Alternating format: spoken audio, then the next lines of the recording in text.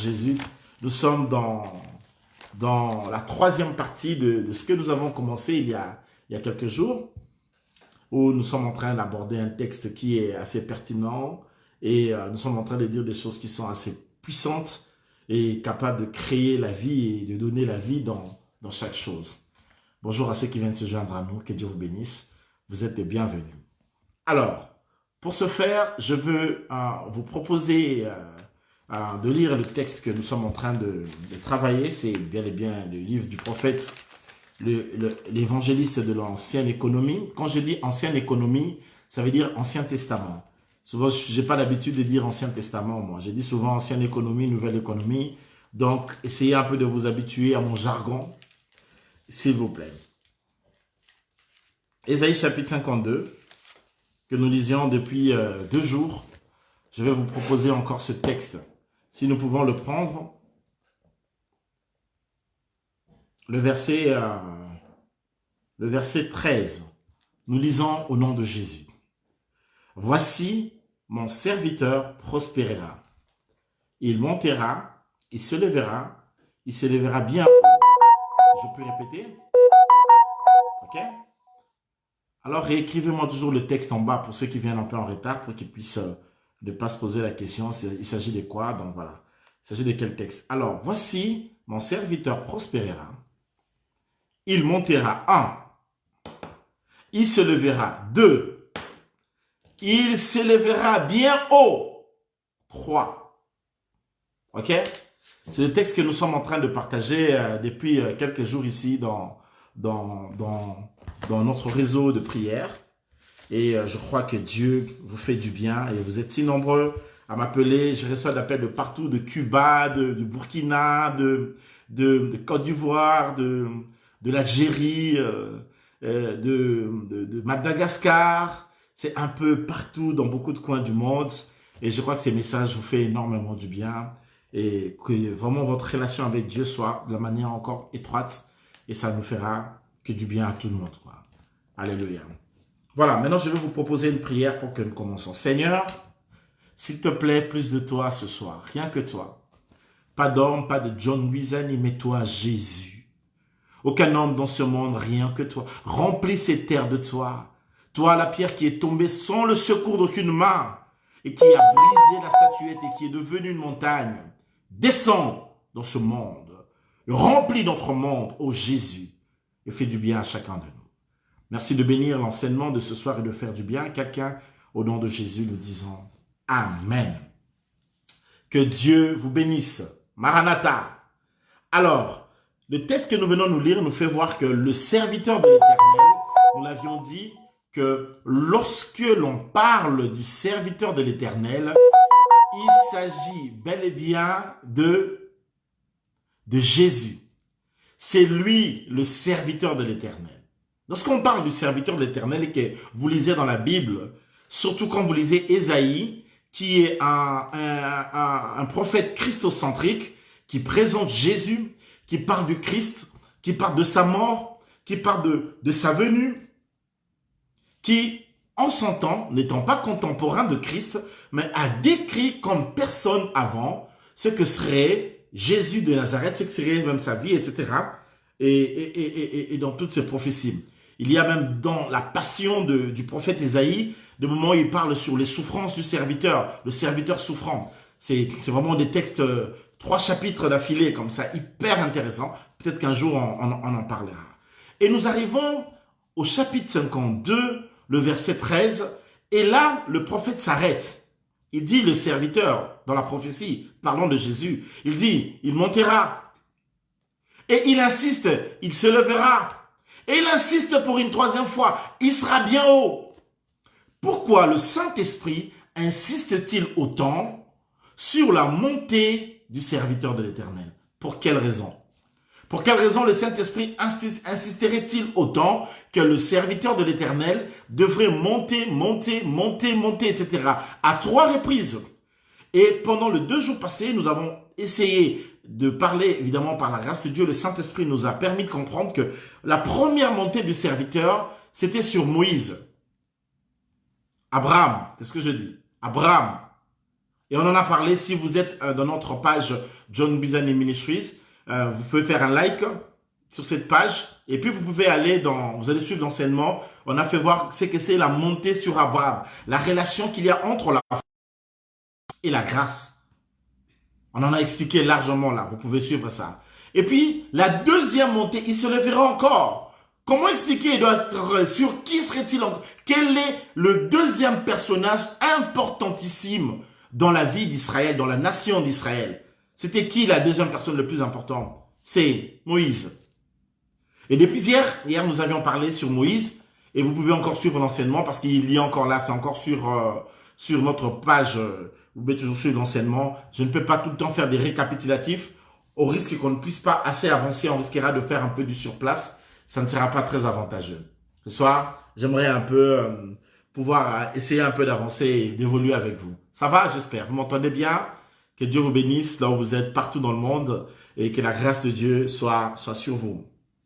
Alors, ce soir, nous sommes en train d'étudier encore le texte d'aujourd'hui. Mais là, nous sommes en train d'apprendre un truc qui est extraordinaire. Parce que le serviteur de Dieu doit être au-dessus de 3 personnages. Quelles sont les 3 personnes les plus importantes? La première des personnes, c'était Abraham. Et nous avons fait comprendre comment est-ce que la grâce, elle est excellente dans la relation de la foi. Le deuxième personnage, c'était Moïse. Moïse n'était pas n'importe qui. Moïse, c'est la personne qui a donné une constitution à Israël. Et par lui, Israël a pu devenir une nation lorsque Moïse est devenu libérateur. C'est par lui qu'il y a eu une nation, il y a eu une constitution, il y a eu les 613. Hier, nous avons parlé sur les 613, les 365 et les 218 os, donc qui constituent la charpente osseuse. Et tous ces enseignements se trouvent dans le chapitre passé, vous pouvez tout regarder, ou dans notre compte YouTube, John Bizani TV, il y aura déjà cet enseignement sur le toucher de la grâce 2, donc en relation avec Moïse, etc. Alors, maintenant, lorsque nous regardons Abraham et Moïse, qui d'autre en Israël est supérieur à ces deux? Qui peut me dire ça? Donnez-moi un nom d'une personne qui serait plus supérieure à Abraham et à Moïse dans la vie ou dans la nation d'Israël. Qui d'autre? Qui serait plus grand que Moïse? Qui de tous les hommes qui ont été en Israël, qui est plus grand que Abraham? Qui est plus grand que Moïse? Quelqu'un peut m'aider? Quelqu'un peut avoir une idée? Parmi tous les gens qui me suivent ce soir. Alléluia. Qui est plus grand, qui est plus important que ces deux personnages? L'un, c'est le père de la foi. Alléluia. Il va faire une alliance avec Dieu. L'autre, c'est le législateur. Le gars qui avait une bâton et qui a opéré des choses extraordinaires. On dirait qui? David. Est-ce que David est plus grand qu'Abraham et Moïse? Bien sûr que non. Il n'a pas la trempe de ces gens. Qui? Zorobabel, Gédéon, Josué. Vous me parlerez de qui? Qui dans toute l'histoire de la Bible est plus grand que ces gens pour que le Seigneur soit au-dessus de lui? Et lorsque vous regardez sur toute la terre d'Israël, il n'y a pas eu plus grand que Abraham, plus grand que Moïse dans la vie nationale d'Israël. Mais qui est le personnage, le troisième? Parce que quand on a regardé sur toute la terre, on n'a pas vu un personnage sur la terre comparable à Abraham et comparable à Moïse. Il n'y en a pas. Il n'y en a pas eu. Et donc là, on a quitté la terre, on est allé dans les cieux. Et lorsqu'on est allé dans les cieux, on a essayé de voir qui dans les cieux est ou serait supérieur à Abraham et à Moïse. Les gens qui sont supérieurs à Abraham et à Moïse ne sont que dans les cieux. C'est qui? Eh bien, c'est les anges. Alléluia. Et lorsque le prophète disait que le serviteur se lèvera, la troisième personnage sur lequel le serviteur de l'Éternel, qui est Jésus, est élevé au-dessus, c'est les anges de Dieu. Jésus est supérieur aux anges. Alléluia. Donnez-moi un amen plus fort. Jésus est supérieur aux anges. Et ce soir, nous allons aborder, nous sommes dans une grande soirée de la grâce de Dieu, de la grâce surnaturelle. Alléluia. Jésus, il est supérieur aux anges. Il est au-dessus de tous les anges. Aucun ange n'est comparable à lui. Aucun ange n'est comparable à Jésus. Mais alors, parlons un peu des anges. Qui sont-ils, les anges? Les anges, c'est en réalité ce qu'on appelle l'armée des cieux. Le mot ange, je crois que c'est makal. Je crois bien que c'est le mot makal. Le mot ange en hébreu, c'est makal. Et le mot veut dire simplement un envoyé. C'est ce que ça veut dire. En réalité, un ange est un envoyé. C'est quelqu'un que Dieu a envoyé. Que Dieu a envoyé vers toi. En grec, c'est angelos, c'est toujours envoyé. Soit messager, envoyé. C'est ce que ça veut dire en réalité. Un malak, c'est malak. C'est pas makal, c'est malak. Attention, corrigez bien. Écrivez-moi ça, s'il vous plaît. Malak, M-A-L-A-K. C'est ça. Ça veut dire un envoyé. Un ange est un envoyé. Angelos en grec. Et en hébreu, le texte hébraïque dans l'ancienne économie nous parle de l'envoyé. L'ange de Dieu est un envoyé. Alléluia. Mais il faut mieux comprendre ce que c'est un ange. Pour que tu arrives à comprendre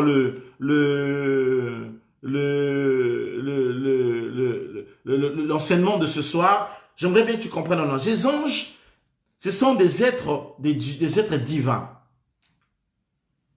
Les anges sont des êtres divins, des êtres célestes. Alors comment je peux dire ça? Des esprits, c'est ce que je voulais dire. Ils sont des esprits. Un ange est extrêmement mobile. Un ange pour bouger, il n'est pas comme moi et toi. Moi et toi, nous sommes très limités en matière de mouvement. Nous ne pouvons pas traverser les murs, mais un ange, quand il vient chez toi ce soir, si aujourd'hui Dieu envoie un ange chez toi à la maison, Malak avec K, M-A-L-C-K. Oh, K, M-A-L-A-K. M-A-L-A-K. Merci.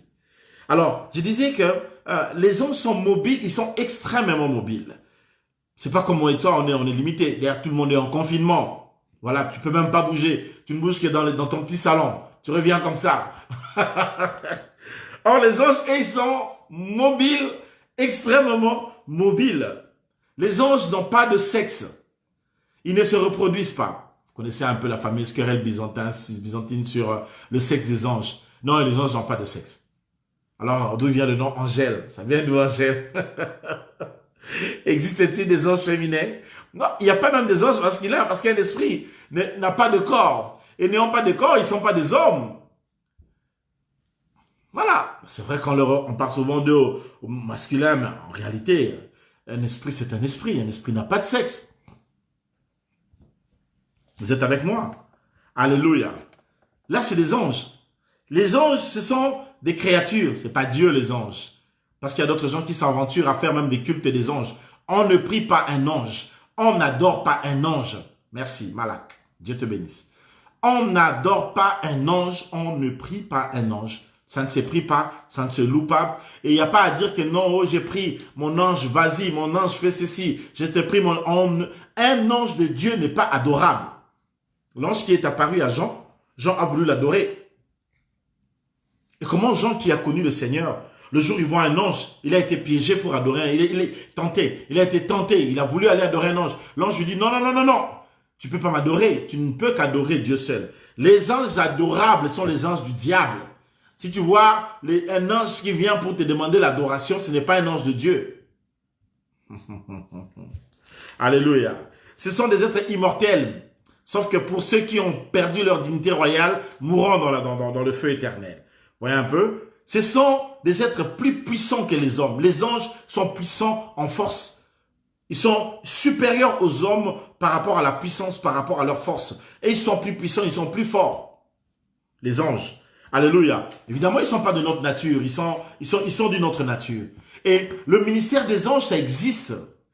Ça existe, le ministère des anges. Les anges sont très utiles et ils font beaucoup de choses dans notre vie. Mais un enfant de Dieu ne prie pas un ange. N'invoque pas un ange. Une fois, je me souviens un frère qui priait, il levait la main et disait « Michael !» Oh là là là là là là. On est dans quoi ça? Alléluia. On adore le Père de notre Seigneur Jésus. On n'a pas à adorer les anges. Alléluia. Donnez-moi un amen, donnez-moi un amen, s'il vous plaît. J'attends un peu vous lire. Est-ce que vous pouvez m'aider à partager, s'il vous plaît? S'il vous plaît. Partagez avec moi ce que nous sommes en train de faire ce soir. Parce que ce soir, ça sera quelque chose de très fort ce soir. Il y a quelque chose de surnaturel qui va se faire ce soir. Nous sommes en train de partager sur les ministères des anges. Ne sois pas étonné qu'un ange se tape comme ça ce soir dans ta maison. Tu vois seulement il te tape comme ça. Et tu regardes comme ça, ouais, un vrai ange. Un ange. On peut avancer. Quand vous lisez la Bible, il y a environ 108 versets dans l'ancienne économie qui parlent sur les anges. Et environ 108 versets, évidemment, qui parlent des anges. Et 65 versets dans la nouvelle économie parlent sur les anges. Que les anges ont fait ceci, les anges se sont manifestés, les anges ont accompli telle chose. Parce que ça existe. Le ministère des anges existe. Comment toi tu es dans le royaume de Dieu? Tu n'as jamais vu un ange, mais tu vois beaucoup de démons. Toi tu es dans quel domaine? Toi tu es où? Quand quelqu'un est un enfant de Dieu, c'est normal qu'il ait part au ministère des anges, qu'il voie les anges. Les anges sont des compagnons d'œuvre. Ils sont avec nous. Vous êtes avec moi? Alléluia. Les anges, ce n'est pas une race, mais c'est une troupe. Il faut bien comprendre la différence. J'ai dit tout à l'heure qu'ils n'avaient pas de sexe. Ils ne se reproduisaient pas. Bon, quelqu'un me pose la question, mais comment expliquer le verset où les fils de Dieu ont vu que les filles des hommes étaient belles sur la terre? Ils sont descendus. Là, nous sommes dans Genèse chapitre 6, je crois. C'est le texte avec le déluge et tout ça. Bon, voilà. Écoute, on va commencer l'enseignement dans peu de temps. Et je vous donnerai même le programme, l'agenda des enseignements. Et il y aura un jour, on va recommencer à poursuivre. Parce que si j'entre dans ça, on va un peu s'écarter de notre thème, on va aller plus loin. Alléluia. Mais je vous promets que je reviendrai. Et puis, sur mon compte YouTube, il y aura un enseignement sur ça. Vous pouvez déjà faire like sur ce compte YouTube parce que là, vous recevrez l'enseignement qui va expliquer sur ça. J'en ai déjà assez parlé. Mon équipe met déjà les choses en place pour ça. Donc, d'ici, je crois, quelques jours ici, les choses seront mises en place. Alors, je peux avancer. Vous êtes avec moi. Les anges sont hiérarchisés. Dans le domaine des anges, il y a des archanges. Arc veut dire supérieur. C'est un préfixe. Par exemple, quand vous entendez archbishop, ange, archbishop, c'est différent. Et même quand vous lisez sur Jésus dans le livre d'Hébreux, on ne parle, parce qu'il y a de prêtres et des archiprêtres, de archérus, de Hirus qui est prêtre, archérus qui est supérieur, le chef de prêtre. Mais on présente Jésus comme étant le mégan archérus, le grand prêtre des grands prêtres. C'est ça. Moi, j'entends les Quinois dire que je suis grand prêtre. Maintenant, le grand prêtre, c'est Jésus. Donnez-moi un amen que je parle un peu. Est-ce que je peux vous dire? Vous pouvez me dire un amen si vous êtes avec moi. Alors, écoutez, parce que là, on va prier ce soir. Ça va être hyper important ce que nous allons faire comme prière ce soir. La Bible nous dit, et plutôt, quand vous lisez, c'est là vous voyez que les anges, ils sont classifiés. Il y a des archanges. Il y a des anges normaux. Il y a de ces anges depuis que Dieu les a créés, parce que Dieu a créé des myriades d'anges. Il y en a des millions, des milliards d'anges. Ils sont trop nombreux. Il y a de ces anges qui ont toujours leur tête en bas. Ils n'ont jamais levé leur tête depuis qu'ils sont créés jusqu'à aujourd'hui. Ils sont simplement en train d'adorer Dieu. Une des raisons pour laquelle Dieu nous a créés, la raison principale, c'est pour qu'on l'adore. Pour quelle raison? Parce qu'il y a une chose que Dieu ne sait pas faire. Nous disons souvent que Dieu fait tout. Mais Dieu ne s'adore pas lui-même. Dieu ne peut pas s'adorer lui-même. Raison pour laquelle il m'a créé pour que moi je lui adore. Donc, si je vis sur terre, il faut que je l'adore. Et hier, je racontais à des amis, je disais, quand nous serons au ciel, ça sera terrible. Non. Tu ne peux pas rater le rendez-vous du ciel. Ne fais pas l'erreur de dire, oh non, quelqu'un dit, il ira en enfer. En enfer, il n'y a que deux musiques. Les pleurs et les grincements des dents. Il n'y a pas d'autre musique là-bas. Alléluia. Et donc, les anges sont catégorisés. Il y a des archanges, des anges supérieurs. Et il y a des anges normaux, si je peux le dire. Il y a des anges chérubins qui sont des protecteurs. Par exemple, Michael, ce sont des anges guerriers, des anges de guerre. Et ils aiment la guerre, ils aiment la bataille. Et vous vous souvenez que vous lisez, je crois, Daniel 12, Apocalypse 12, comment est-ce qu'il a terrassé Lucifer, Satan plutôt je veux dire. Il a terrassé Lucifer. Et puis c'est lui qui a encore suivi ici. Et il a terrassé encore plusieurs fois Satan ici. un peu sur terre dans des duels. Alléluia. Et quand vous lisez parfois Apocalypse, vous vous rendez compte qu'il y a d'autres anges qui ont des formes d'animaux. C'est très mystérieux l'Apocalypse. Je vous prépare un enseignement que sur l'Apocalypse, ici. Et j'ai commencé à y travailler déjà. Je prépare un enseignement que sur l'Apocalypse, où je vais enseigner quand même un peu l'Apocalypse. Et puis je suis en train de prévoir avoir un jour d'enseignement et puis un jour de cours. Après, je ne sais pas encore comment on va s'en sortir, mais j'essaie de trouver un peu le bon timing pour faire un peu les choses comme il se doit. Alléluia. Donc, il y a des anges comme ça. Et il y a eu parfois dans la Bible une certaine appellation de l'ange de l'Éternel qui était peut-être parfois une hypostase de Dieu dans sa génération. Vous vous souvenez que des fois dans la Bible, il y a ce qu'on appelle la théophanie, qui est la manifestation de Dieu dans l'ancienne économie, évidemment. Ça s'est fait régulièrement. Et les anges, et des fois, Dieu s'était identifié, c'était hypostasié au travers d'un ange. Mais il y avait une catégorie des anges, quand vous lisez souvent la Bible, que vous pouvez voir, on appelle les anges de la face. Il y avait des anges qui avaient une sorte de visage. Ils avaient un visage. Quand vous lisez un peu la Bible, vous vous rendez compte qu'il y a les anges de la face. Et lorsque Daniel est dans la fournaise et qu'on regardait, on a vu qu'il y avait 4 hommes, mais un avait le visage de Dieu. Lorsque Abraham a rencontré Dieu et qu'il venait dans les chaînes des Mamré, parmi eux, un avait le visage de Dieu. On les appelle les anges de la face. Souvent, dans ce contexte des anges de la face, c'était Dieu qui s'hypostasiait au travers d'un ange et il venait parfois parler aux hommes, ou même c'était aussi des théophanies, s'il faut le dire, Dieu qui s'est manifesté au travers de l'ange de l'Éternel. Mais en réalité, il y a des expressions qui peuvent être une typologie de Christ, ça veut dire Jésus, comment il s'exprimait dans l'ancienne économie, etc. Mais souvent, et en grande partie, les anges sont des créatures. Les anges, c'est pas Dieu. Et donc, tu n'as pas à prier les anges ou à les invoquer. Et souvent, on parle aussi dans la classification des anges. Voilà, j'essaie un peu. Je ne vous fais pas un cours d'angéologie. J'essaie simplement de vous faire comprendre un peu comment ça va fonctionner avec les anges pour que tu arrives à comprendre que les anges sont avec toi. Dieu a mis des anges dans ton service et ils sont avec toi. Ce sont vraiment des armées des cieux, etc.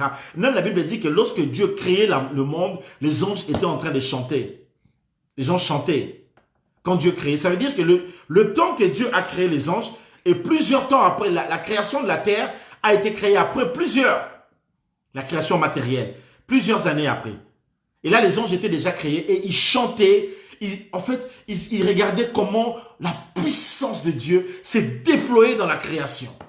Et ils disaient, waouh, bien-aimés, je vous rassure que le jour où nous verrons le Seigneur, nous serons éblouis.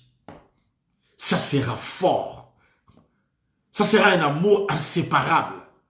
Ça sera quelque chose au-delà de notre raisonnement. Ça sera quelque chose d'extraordinaire, de sublime. Ça n'a pas de mots pour représenter cela. Alléluia. Que ceux qui ont cette espérance se purifient ce soir. Nous verrons le Seigneur un jour. Il reviendra. Alléluia. Et donc, dans la classification, il y a tous ces anges. Il y a aussi parfois des anges chérubins, des guerriers. Il y a des anges messagers. En l'occurrence, par exemple, Gabriel, qu'on appelait souvent le prophète surnaturel. Pourquoi on l'appelait prophète surnaturel? Parce que c'était lui que Dieu envoyait souvent lorsqu'il faut aller donner un message. C'est Gabriel qui venait. Il était très charismatique. C'est quelqu'un c'est le messager. Il est charismatique. Vous lirez Luc 2, Luc 1, je sais pas moi, Luc 2, surtout au début de Luc, quand il apparaît à Gabriel, Gabriel apparaît à Marie, à Élisabeth, à Jean, etc. Bon voilà, même dans l'ancienne économie, il y a pas mal de versets où c'est Gabriel qui apporte le message que Dieu a envoyé, etc.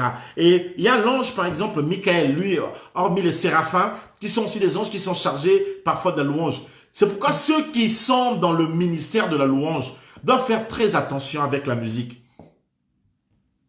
Il y a des anges qui ne s'approchent pas de la présence de Dieu. Mais parmi les anges qui sont dans le cœur de la présence de Dieu, c'est les anges de la louange et de la musique. Ceux qui adorent. C'est pourquoi faites attention avec la musique.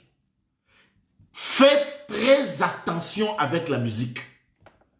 Parce que la musique chrétienne aujourd'hui, on se demande si on est dans la musique chrétienne, on est quoi? C'est pourquoi vous voyez les musiciens, ils sont très combattus. Même Satan était un chargé de la louange au ciel. Ça doit vous interpeller pour vous faire comprendre que c'est un domaine qui est délicat, c'est un domaine qui est difficile et ce n'est pas un domaine qui est si simple. Et ça doit vous interpeller. Les musiciens, les chantres, les adorateurs, envoyez-moi cette vidéo à toutes ces personnes. Faites très attention dans ces domaines. C'est un domaine de toutes les séductions, de tous les enjeux. Et c'est un domaine sensible parce que Dieu siège dans la louange. Il y siège. Dieu aime la louange. Tu crois que Satan s'était fâché pourquoi? Il a vu le niveau, la louange qu'ils ont donné à l'Éternel. Il a dit non, non, non, non. Babi logo yo. Alléluia. Que la gloire revienne à Dieu. Ma louange, ma chanson soit pour toi, Jésus. Je veux chanter Jésus. Je veux l'adorer. Je veux élever le Père. Lui donner la place qu'il le faut. Jamais à un homme, mais à Jésus. Donnez-moi un amen si vous êtes d'accord avec moi. Ok. Romegaya, Shenere. Aidez-moi à partager parce que bientôt on va commencer. Je vais regarder l'heure parce que là. Ok, James Money. Ouais. Donc Dieu est bon. Dans 10 minutes, on va commencer parce que là, j'ai même pas encore fini l'introduction sur les anges. Bon, je dois commencer à atterrir. Alléluia. Et donc, il va y avoir l'ange, par exemple, l'ange Michael. Lui n'est pas un séraphin, mais lui, c'est un chérubin. Et quand Dieu a chassé Adam du jardin d'Éden, qu'est-ce qu'il a fait? Il a mis un ange chérubin. Pour quelle raison? Pour qu'il puisse veiller qu'Adam et Ève ne viennent pas toucher à l'arbre de vie parce que ça serait suicidaire. Et c'était une bonne manière de leur protéger. Vous savez, on a beaucoup de choses à dire ici. Et je pense qu'il serait important qu'on prenne un jour, même une semaine, où on va enseigner sur le ministère des anges. Et c'est très important. Parce qu'on voyait même un homme comme Jean, qui dormait sur la poitrine de Christ, mais le jour où l'ange lui est apparu, il a cherché à commencer à adorer cet ange. Mais il avait vu quoi? Comment quelqu'un qui dormait sur la poitrine de Christ a été tenté d'aller adorer? Parce qu'il y a des anges qui sont très mystérieux. Il y a des anges, quand il apparaît dans ta maison, je t'ai dit, il est très puissant. Déjà, un ange est puissant comme ça. À plus forte raison, celui qui est supérieur aux anges. Ah là là là là là là là, donnez-moi un amen. Ha ha ha. Jésus est supérieur. Tous ces anges qu'on peut étudier ici, ils sont des êtres mystérieux, des êtres guerriers, des êtres lumineux, extraordinaires. C'est beau les anges. Mais Jésus est leur créateur. Jésus est au-dessus des anges. Et nous allons en parler. Allez, allons-y rapidement. Alléluia. Quand vous lisez par exemple Daniel chapitre 9, qu'est-ce que vous remarquez dans Daniel 9? Quelque chose s'est fait. Le gars est en train de prier à Babylone pour que Dieu lui vienne en aide. Dieu envoie Gabriel. Gabriel arrive en chemin, il est stoppé par qui? Par un autre ange qui était au 3e ciel. Dans chaque nation, il y a des fois des démons, parce que les mauvais anges, des démons, des anges démoniaques, les anges déchus, les anges que Dieu avait chassés dans sa présence. Il y a de ceux qu'on appelle les esprits méchants dans les lieux célestes. Ces anges-là même, Dieu n'a pas voulu qu'ils descendent sur la terre. Ces anges-là, ils sont parfois dans les portes de certaines nations. Dans les portes, dans les entrées de certaines nations, dans les airs de certaines nations, se trouvent des démons, des esprits méchants qui sont là. Et ces esprits-là empêchent des bénédictions, ils freinent et ils stoppent des bénédictions. Dans Daniel chapitre 9, qu'est-ce qui se passe?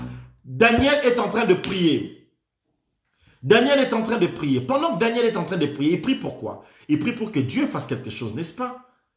Et Dieu l'exauce. Maintenant, Dieu envoie Gabriel, parce que Gabriel, c'est un ange messager, ce n'est pas un ange de guerre. Lui, il ne vient pas se battre. Lui, il apporte que le message. Et quand Gabriel arrive en chemin, le roi de Perse, évidemment, c'est le type de Satan, et qui lui résiste. Bien aimé, il y a de ces nations qui souffrent. C'est parce qu'il y a des anges qui sont dans la porte de ces nations-là, qui sont en train de conduire dans les destinées ténébreuses de la vie des nations. Parce que les anges de Dieu conduisent à la destinée des peuples. Un ange comme Gabriel, c'était un ange qui a beaucoup travaillé dans la destinée d'Israël. Et c'est pas en fait, vous voyez, qu'Israël avait tout le temps des combats avec d'autres nations. C'était pas des combats qui n'étaient que physiques. C'était des combats qui étaient spirituels. Ça veut dire qu'il y avait les armées des cieux, du côté de Dieu, qui se battaient contre les démons qui étaient de l'autre côté dans ces nations et qui empêchaient Israël d'entrer dans sa destinée, d'entrer dans sa bénédiction. C'est pourquoi ce soir, ayant reçu en nous celui qui est plus grand que les anges, je viens prophétiser dans ta vie, te dire que quel que soit le démon, l'ange satanique qui est sur ta nation, qui est sur la ville dans laquelle tu te trouves, Jésus est en toi, tu es plus que vainqueur. Tu peux dire un amen avec moi. Romega, Shandaramega. Alléluia. Il y a des fois dans la vie, certaines gens ne sont pas exaucés. Il y a des villes dangereuses. Écoutez, arrivez une fois à Dembosch. Arrivez à Dembosch en Hollande. Vous arrivez à la gare de Dembosch, vous voyez quoi? Il y a un dragon. Frère, ce n'est pas de la sculpture. Dans la ville, il y a un dragon. La ville est dédiée au dragon. C'est sérieux. Ce n'est pas de la blague. Il faut ne pas être spirituel pour prendre ces choses à la légère. Comment vous pouvez m'expliquer? Les pays africains sont les pays les plus riches, sol sous sol, riches en hommes. Mais c'est les pays les plus pauvres. J'ai suivi aujourd'hui une émission sur les riches, les nouveaux milliardaires du monde. Dans l'émission, il n'y avait qu'un Nigérien et un Zimbabwéen. Bon, j'ai cherché les Congolais, je n'ai pas trouvé. Ni les Ivoiriens, ni les Maliens, et tout ça. Alors qu'il y avait 500 et quelques riches juifs milliardaires, plutôt 500 Américains milliardaires et 450 Chinois. Il y avait quelques Européens. Mais les Africains, même 2, 3, peut-être 3. Pourquoi? Il y a des anges, des démons qui sont là à freiner les destinées de peuple. Tu peux vivre dans une ville où il y a des démons qui étouffent la destinée, qui étouffent l'épanouissement, le succès, la réussite des peuples. Mais je prie ce soir et je prie au nom puissant du Seigneur Jésus de Nazareth que ces choses n'aient aucun impact dans ta vie au nom de Jésus de Nazareth. Alléluia.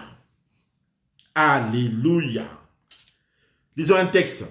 Et c'est par là que nous allons clôturer parce que je ne saurais pas finir tout ce que j'ai à dire ce soir. Lisons d'abord ce texte. Hébreux chapitre 1er, le verset 6. Écoutez ce que dit la Bible. Hébreux 1er, verset 6. Please. Tu peux écrire ça là-bas s'il te plaît. Hébreux chapitre 1er, verset 6. Écoute. Et lorsqu'il introduit de nouveau dans le monde, je relis au nom puissant du Seigneur Jésus de Nazareth. Et lorsqu'il introduit de nouveau dans le monde le premier-né, il dit que tous les anges de Dieu l'adorent. Oh là là. Roméga. Ça, c'est Dieu qui dit. Écoutez. Je ne sais pas si c'est succulent pour vous comme ça. Alléluia. Prenons le verset 5 et le verset 6 ensemble. Mettez-moi 5 et 6, s'il vous plaît. Écoutez ce que dit la Bible. Car auquel des anges Dieu a-t-il jamais dit, tu es mon fils, je t'ai engendré aujourd'hui. Et encore, je serai pour lui un père, et il sera pour moi un fils. Ça, c'est quand le Père parle de Jésus. Jamais Dieu a appelé un ange de cette manière. Et dans le verset 6, et lorsqu'il introduit de nouveau dans le monde le premier-né, il dit, ça c'est Dieu qui dit, que tous les anges de Dieu l'adorent. Que les anges adorent Jésus. Alors, allons maintenant dans le fond, parce qu'on doit prier. Jésus est supérieur aux anges. Jésus est plus grand que tous les anges réunis ensemble. Satan est une créature de Jésus. C'est Jésus qui l'a créé, Lucifer. Et quand il est chassé, il est devenu Satan. Mais il fut Lucifer, ange de lumière, créature. Alléluia. Et Jésus est supérieur à tous les anges. Un jour, Moïse, dans le chemin, Dieu lui a dit, écoute, je ne veux plus marcher avec vous, je vais envoyer un ange. L'ange commencera à marcher avec vous. Moïse a dit à Dieu, si tu ne viens pas, on ne va pas se déplacer. C'est soit toi, mais on ne veut pas d'un ange. Mais nous voulons que ce soit toi. Les anges sont avec nous, ils marchent avec nous.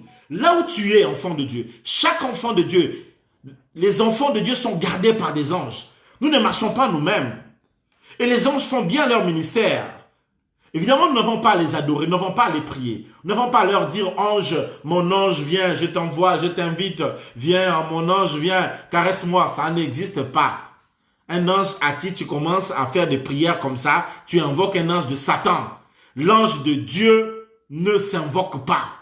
Nous prions le Père, et le Père, c'est lui qui donne l'ordre aux anges. Maintenant, nous pouvons dire à Dieu, Seigneur, je veux que tu envoies ton ange faire telle chose. Ah oui, mais là, ce n'est pas à l'ange que tu demandes, mais c'est au Père que tu t'adresses. Est-ce que je suis clair dans cet enseignement? Alléluia. Mais pourquoi? Pourquoi parfois les gens veulent tant donner des cultes aux anges, alors que nous avons celui que les anges eux-mêmes adorent? Dieu ne nous a pas donné un ange. Il a donné en nous celui que les anges adorent. Alléluia. Alléluia. Nous avons reçu celui que les anges adorent. L'ayant introduit dans le monde, il dit que tous les anges l'adorent. Bien aimés, les anges, qui sont des êtres puissants, qui sont des autres aussi forts, qui sont plus forts que nous, qui sont aussi intelligents, qui sont doués de sagesse, de force, qui ont tant de compétences, qui sont des guerriers, qui sont. Ces êtres-là adorent Jésus. À plus forte raison, nous qui avons eu la grâce de vivre dans le temps de la grâce, de surcroît avoir reçu en nous l'Esprit de Christ et de surcroît avoir reçu Jésus en nous. Bien-aimés, Jésus est en nous. Alors j'aimerais faire comprendre à quelqu'un une chose. Depuis que Jésus est venu habiter dans ton cœur, le ciel s'est déplacé vers toi, le ciel est descendu vers toi. Est-ce que tu me dis un amen? Non, tu n'as pas encore compris, j'arrive. Nous sommes dans une confrontation. Nous sommes dans une bagarre. Nous sommes dans un combat. L'adversaire n'est pas au ciel. L'adversaire est sur terre. Et Dieu ne pouvait pas nous laisser comme ça. La seule manière pour que nous soyons victorieux dans les combats sur la terre, il fallait que Dieu soit avec nous. Et pour que Dieu soit avec nous, Dieu s'est invité à venir habiter en nous. Ça, c'est fort. C'est extraordinaire. Dieu est venu habiter en toi. Je viens dire à quelqu'un que Dieu n'est pas ailleurs. Dieu est en toi. Tu es l'adresse de Dieu. Tu es là où Dieu habite. Tu es là où Dieu demeure. Tu es là où Dieu réside. Dieu lui-même vit en moi. Nzambazawa, c'est ici. Là où la maison de Dieu, c'est ici. C'est ça le temple de Dieu. C'est ça le sanctuaire. C'est là où Dieu habite. Dieu a refusé d'habiter dans les mains construites dans les maisons construites des mains d'hommes. Il a choisi venir habiter en moi. C'est lui qui a Dieu en lui. Est-ce que tu peux écrire avec moi, dire avec moi aujourd'hui, Dieu est ici, il est en moi. Non, je veux dire à une personne aujourd'hui, ce n'est pas la maladie qui est en toi, mais c'est Jésus qui est là. Il n'y a aucun démon en toi pendant que je parle, parce que Jésus est là. Il n'y a aucune pauvreté, aucun blocage, parce que Jésus est là. Si tu crois, tu dis avec moi plus fort, Jésus est là. Romegaya. Il est là. Il est là en toi. Il vit en toi. Alors, comme il est venu habiter en toi, ça veut dire quoi? Le combat est sur terre. Ça veut dire que si Jésus est venu habiter en toi, ça veut dire que tout l'arsenal qui était au ciel est descendu sur terre depuis ce jour-là. J'aimerais que tu dises aux gens qui vivent avec toi, qui sont en train de vivre avec une personne qui est très dangereuse. Parce que toi, le ciel est descendu à cause de toi. Le ciel est descendu sur terre. Et ce n'est pas n'importe quoi. Ce n'est pas de la blague. Mais aussi les armées du silence. Ça veut dire les niveaux des anges qui sont dans ta maison. Tu n'as jamais pensé à ça. Les niveaux des anges qui sont avec toi quand ils marchent. Comme Dieu est en toi. Là où est Dieu? Son règne est là. Sa puissance est là. Sa grâce est là. Sa puissance est là. Ses anges sont là. Donc, quand tu marches en chemin, tu es tellement armé que tu n'as pas à avoir peur du corona. Tu n'as pas à avoir peur des maladies. Tu n'as pas à avoir peur des hommes. Tu n'as pas à avoir peur des démons. C'est eux qui doivent avoir peur. Parce qu'ils vont voir les degrés des anges qui sont avec toi. Ils vont se dire, mais c'est quoi ça? Alléluia. L'armement qui est avec toi, l'arsenal qui vit avec toi. Donc toi, tu es une personne, quand tu dors, le niveau où tu es sécurisé, c'est tellement grandiose, c'est tellement fort, c'est tellement spectaculaire. Le niveau où toi, tu es protégé. Et ce n'est pas un petit sorcier qui va commencer à venir à se jouer de toi et qui te jette des maladies. Si un petit sorcier vient faire ce genre de jeu, Donc il veut mourir. Donc il a choisi. Écoutez, je viens dire à tous les sorciers, ils ne doivent pas te choisir comme raison de leur mort. Parce que là, c'est suicidaire. C'est comme si une petite nation allait chercher la guerre avec les États-Unis, avec l'armement que les États-Unis ont. Tu ne vois pas que c'est dangereux?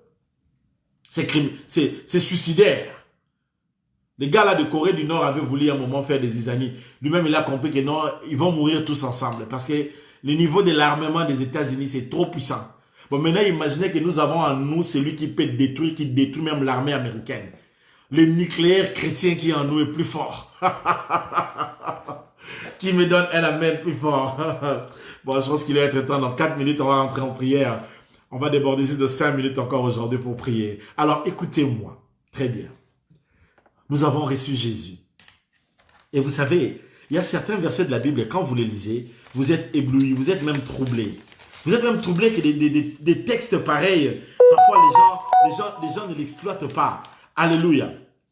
C'est hyper troublant. Il y a certains versets de la Bible, c'est tellement fort que quand tu les lis, tu dis, mon Dieu, que tous les anges de Dieu l'adorent. Là, c'est la recommandation de Dieu. Mais tu as Jésus. Il est en toi.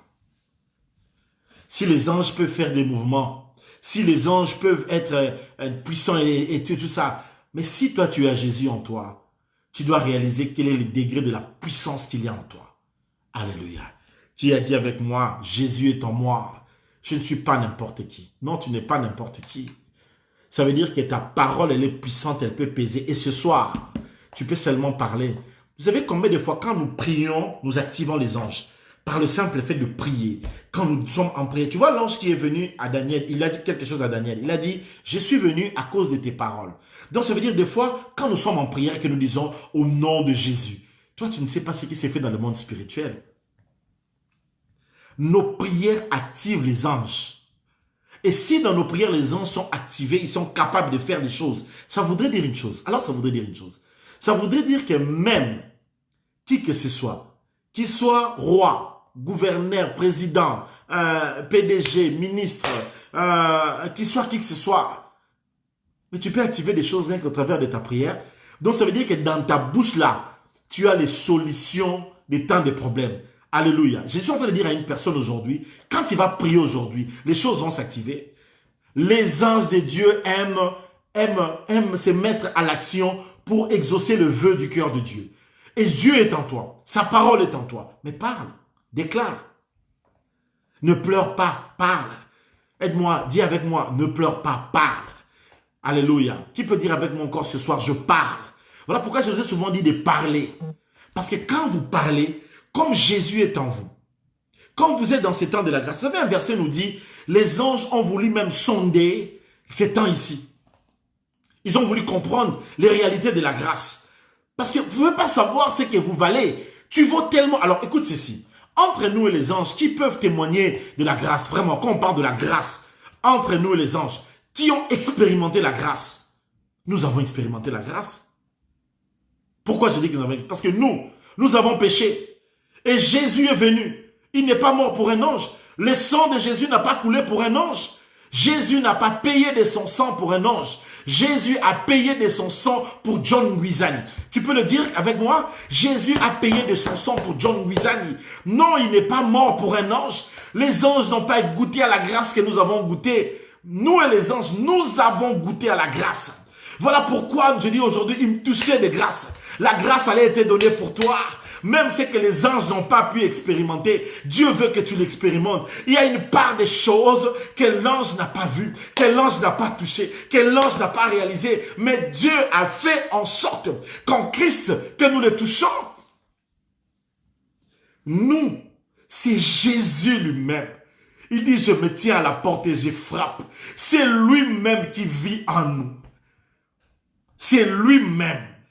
Dieu lui-même est venu habiter en nous. Lui-même.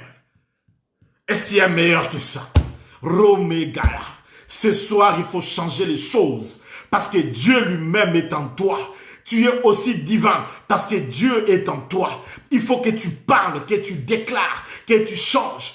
Tu as la capacité de changer le nord au sud, le sud au nord. Tu peux changer les saisons, les temps et les climats. La Bible parle d'Élie et la Bible dit, Élie était un homme de même nature que nous. Mais le jour où Élie a prié, il a dit à la pluie de s'arrêter, la pluie s'est arrêtée. Est-ce que quelqu'un est prêt aujourd'hui? Comme au jour de Josué, ce gars s'est levé, il a dit à la lune, lune, arrête-toi, soleil, arrête-toi. Ce jour-là, la lune s'arrêta. Est-ce que quelqu'un est prêt à arrêter les temps aujourd'hui? L'heure est venue, il faut arrêter les temps. Nous voulons changer de saison. Nous voulons changer d'atmosphère. Nous voulons arrêter les temps.